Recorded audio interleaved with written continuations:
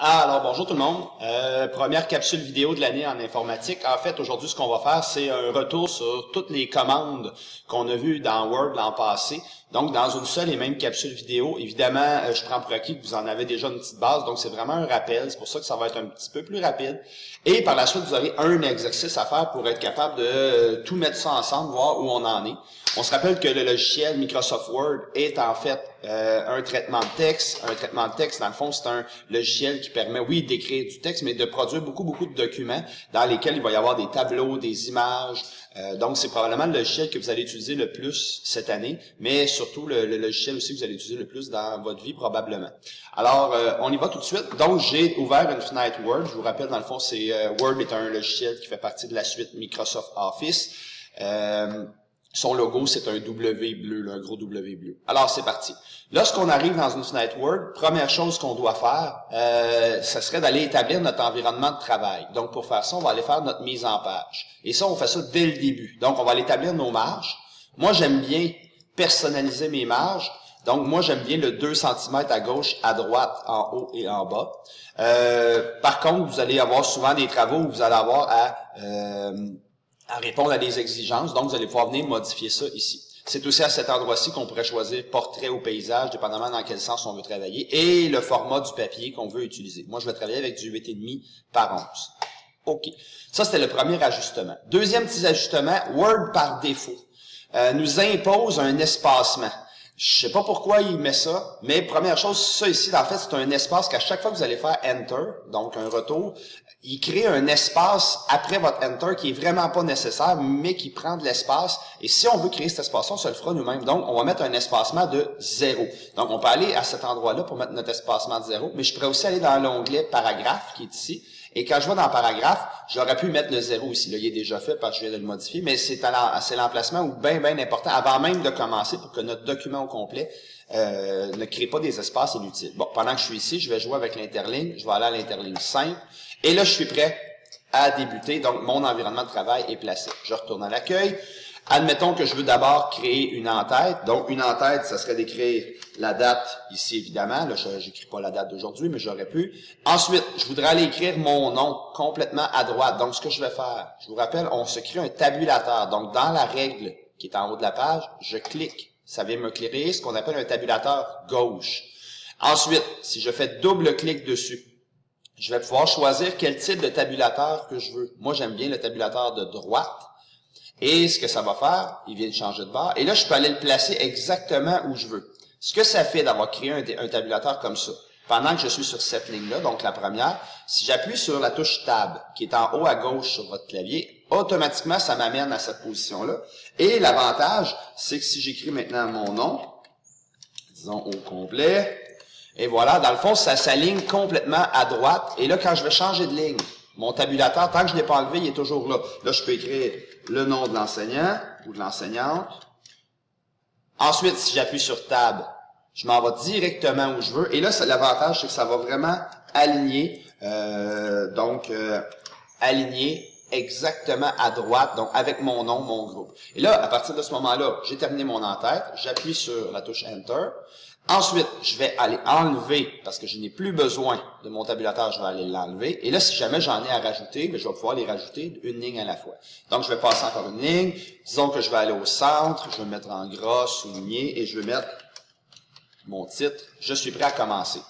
Donc, admettons que je retourne à gauche. Et là, je vais aller chercher un paragraphe sur Internet où je veux en écrire un. Donc, moi, j'ai pris un petit peu d'avance. J'arrive sur Internet. Oh, je vais juste enlever cette fenêtre-là. Donc, j'arrive sur Internet. Une fois que je suis sur Internet, je vais aller sur un site qui m'autorise à faire du copier-coller. Donc, le site de l'école. Disons que je prendrai ce paragraphe-là. Je copie. Ensuite, je reviens dans Word et je vais venir coller.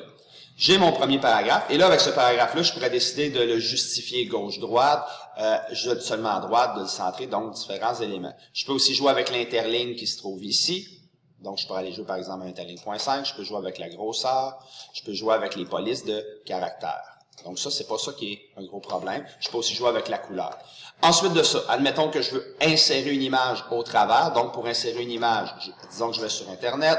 Je vais encore une fois aller chercher une image. Donc, je pourrais écrire « image libre de droit ». Donc, pour être certain que c'est une image que j'ai le droit, ou moi, je sais que Le SCJ va m'autoriser à travailler avec le logo. Donc, je pourrais prendre ce logo-là, je vais le copier en faisant le bouton de droite, je reviens dans Word, et si je viens faire coller, bouton droit de coller, évidemment, l'image que j'ai, elle bouge pas bien. Là. Pour pouvoir la déplacer à ma guise, donc ce que je vais faire, je vais aller dans, je clique dessus une fois pour qu'elle soit sélectionnée, je vais dans Format, et je vais demander que l'habillage de cette image-là soit devant le texte.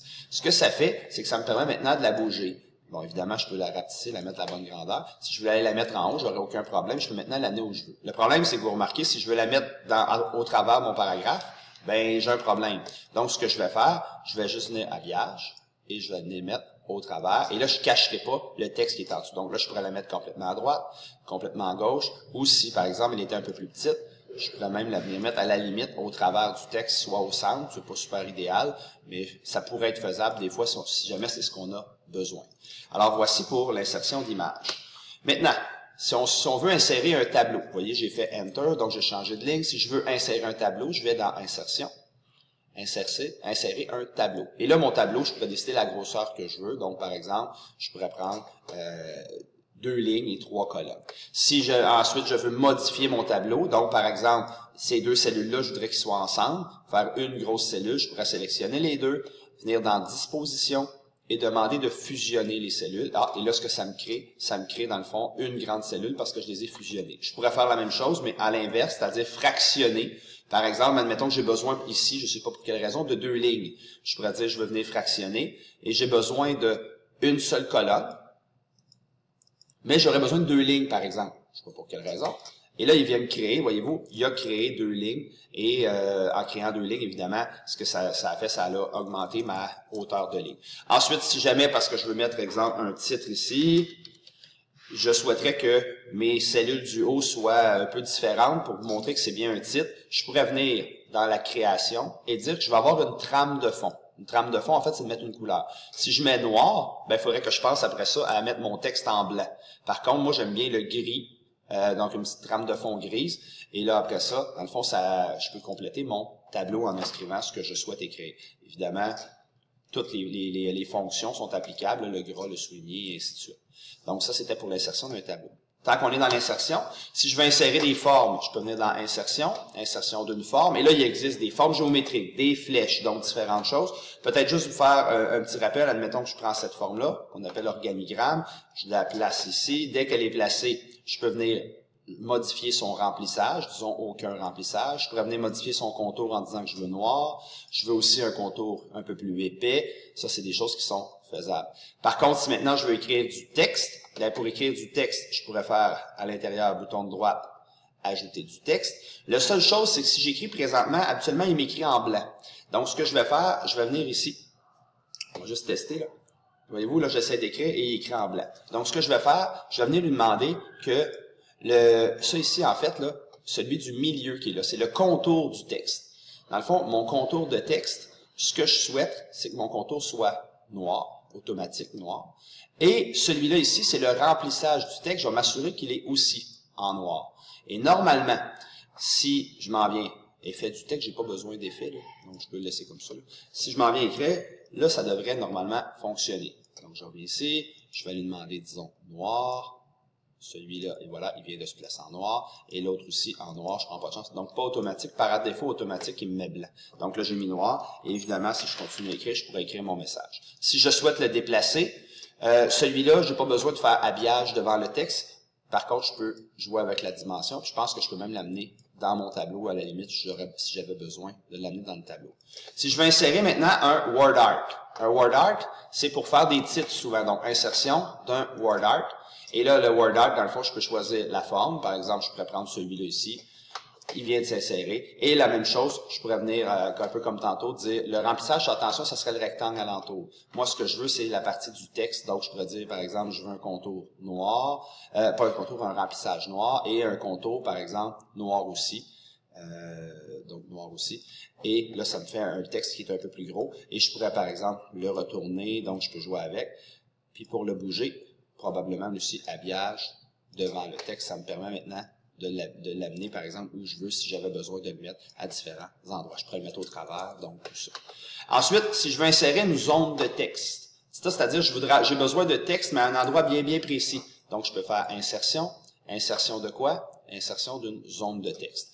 Généralement, on prend la première. Et là, vous allez pouvoir écrire votre texte. Même chose avec gras, souligné, centré, tout ça. Et si on veut le déplacer, bien, ça nous permet d'écrire exactement où on souhaite écrire. Des fois, on veut écrire à des endroits un peu spéciaux parce qu'on fait une mise en page. Donc ça nous permet d'écrire exactement où on veut. Ensuite, je veux être certain que j'oublie rien. Non, c'est pas pire. Maintenant, il me resterait, admettons, je veux juste vous rappeler comment on fait pour insérer des pages dans un document. Donc, par exemple, je voudrais avoir mon numéro de page. Bien, la seule chose, vous l'avez entendu, je veux encore insérer. Donc, insérer quoi maintenant? Un numéro de page. Donc, je m'en viens ici et je vais insérer un numéro de page. Là, je peux aller après ça dire que moi, je le veux dans le fond dans un bas de page et venir insérer soit à droite, soit avec le petit papier ici qui est un peu plus cute, là, un peu plus joli. Ça pourrait être au centre, ça pourrait être en haut aussi. Moi, j'aime bien en bas à droite, par exemple, comme ça. Et je peux fermer mon en-tête, voilà. Donc, j'ai mon numéro de page. Et j'ai réussi à créer un document dans lequel j'ai inséré un tableau, j'ai inséré des images, j'ai inséré un word art, des zones de texte, même des formes, donc différents endroits. Donc, c'était le petit rappel sur différents éléments. Évidemment, on en a vu plus que ça, mais ce sont des choses là que je pouvais vous rappeler. Peut-être juste une dernière petite chose, juste vous rappeler, si vous voulez créer une liste, il existe des puces pour créer une liste. Par exemple, je pourrais venir ici et dans le fond, dire quelle sorte de puce je voudrais avoir, par exemple celle-là. Et là, je pourrais faire, exemple, mon premier élément. Vous avez remarqué, le ER s'est monté tout seul, parce qu'il y a certaines choses, on va juste enlever le gras et le souligné, là.